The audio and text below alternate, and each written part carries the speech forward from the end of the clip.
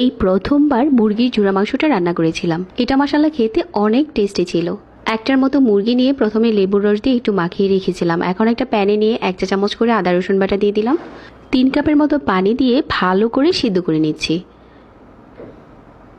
মাংসটা সিদ্ধ হয়ে গেছে আর এখানে 1 কাপের মতো পানি রয়ে গেছে, যেটা আমাদের রান্নাতে কাজে লাগবে। এখন মাংসটা খুব ভালো করে ঠান্ডা করে যাওয়ার পর এরকম করে চিড়ে নিয়েছি। একটা প্যানে 1 কাপের মতো তেল আর 1 কাপের মতো পেঁয়াজ কুচি দিয়ে কিছু আস্ত গরম মশলা দিয়েছিলাম। আর এখানে কিন্তু একটা বড় এলাচ দিয়েছি।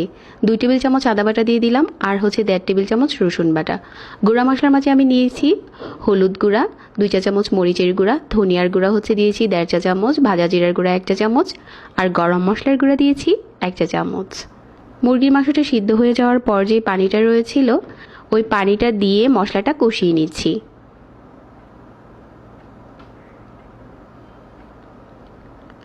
খুব ভালো করে যখন মশলাটা কষে গেছে, যে মাংসটা প্রথমে খুলে রেখেছিলাম এই মাংসটা এই কষানো মশলার উপরেই দিয়ে দিলাম। এখানে আর এক্সট্রা কোনো পানি দিতে হবে না, শুধু অল্প আঁচে ভুনে যেতে হবে। ভুনতে ভুনতে একটা সময় কালার চেঞ্জ হয়ে যাবে আর আমাদের ঝুরা মাংস রেডি। এখন উপরে বোম্বাই মরিচটা কেটে পরিবেশন করে নিচ্ছি। এটা কিন্তু চাইলে 10 থেকে 15 দিনের মতো নর্মাল ফ্রিজে ভালো থাকবে।